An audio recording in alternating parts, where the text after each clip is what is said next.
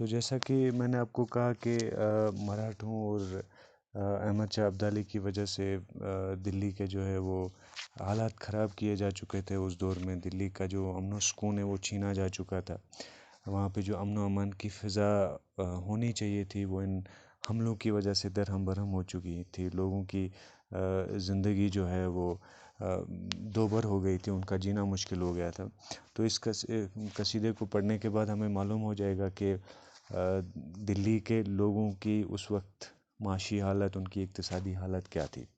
تو میں نے کہا کہ احمد شاہ ابدالی اور مراٹھاز کے حملوں کی وجہ سے دلی کے لوگ جو ہیں اس وقت پریشان تھے، جس کا ذکر اس قصیدے میں کیا گیا ہے. تو احمد شاہ ابدالی جو تھے وہ افغانستان کے حکمران تھے، افغانستان کے بادشاہ تھے، جو کہ میں نے کہا کہ احمد شاہ درانی کے نام سے بھی مشہور ہیں، کیونکہ ان کی ڈائناسٹی کا جو پہلے جو نام تھا وہ درانی ڈائناسٹی تھا.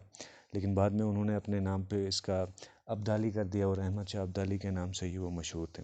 تو اس کو جو ہے احمد شاہ ابدالی کو جو جس افغانستان کو ہم آج کل جانتے ہیں، جو افغانستان آج کل مورد وجود میں ہے، اس افغانستان کا احمد شاہ ابدالی کو بانی مانا جاتا ہے. یعنی کہ جو درانی سلطنت کا بانی تھا، اس سلطنت کی انہوں نے بنیاد رکھی. اسی طرح افغانستان کی بھی اس کا بھی ان کو بانی سمجھا جاتا تھا. تو 1747 میں وہ افغانستان کے بادشاہ بنے تھے. اپنی سلطنت کی مشرقی سمت میں مغل اور مراٹھا، یہ جو انڈین سب کانٹیننٹ تھا، یہ حصے پڑتے تھے. تو ان کے لیے ہمیشہ درد سر رہے تھے، کیونکہ انہوں نے ہندوستان پہ کئی بار حملہ کیا. تو اپنی سلطنت کی مغربی جانب ایران کے لیے ہمیشہ وہ پریشانی کا باعث رہے. شمال میں ترکستان کے لیے ہمیشہ پریشانیاں پیدا کرتے رہے. یعنی ان کی کامیابی کا یا ان کے حکمرانی میں قد کا، ان کی جرأت کا یا ان کی بہادری کا اس بات سے اندازہ لگایا جا سکتا ہے کہ اپنے اقتدار کے کچھ ہی سالوں کے اندر ہی انہوں نے جو ہے اپنا کنٹرول جو ہے ایران تک پھیلایا تھا، اور انڈین سب کانٹیننٹ میں کشمیر پہ انہوں نے حملہ کیا، اور اپنی سلطنت کو جو ہے انہوں نے کافی وسعت دی تھی. تو یہ کہا جاتا ہے کہ 1748 سے لے کے 1767 تک، یعنی کہ 1748 سے لے کے 1767 تک انہوں نے تقریباً ہندوستان پہ 8 بار حملہ کیا تھا. انہوں نے لاہور کو اپنے قبضے میں لے لیا، پنجاب کے کچھ حصے ان کے کنٹرول میں تھے.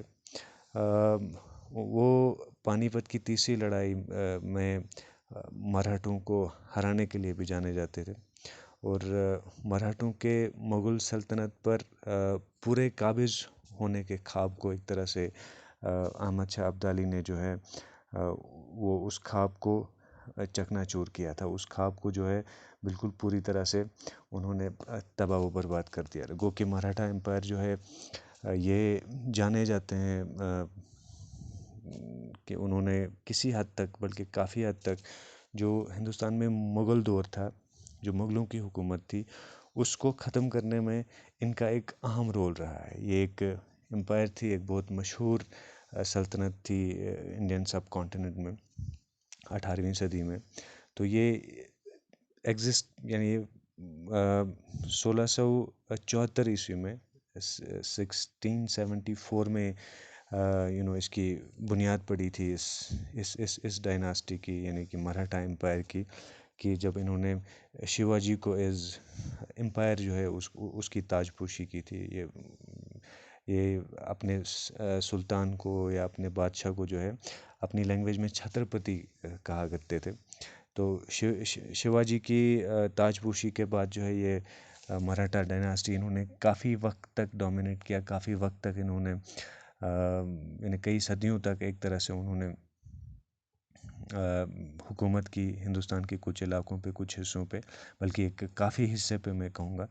تو یہ 1818 میں اس کا یہ زوال پذیر ہو گئی یہ سلطنت، جب پیشوا باجی راؤ یعنی پیشوا باجی راؤ سیکنڈ کو جو ہے وہ برٹش ایسٹ انڈیا کمپنی جس کو ہم کہتے تھے، انہوں نے ان کو ہرا کر اقتدار سے جو ہے بے دخل کیا۔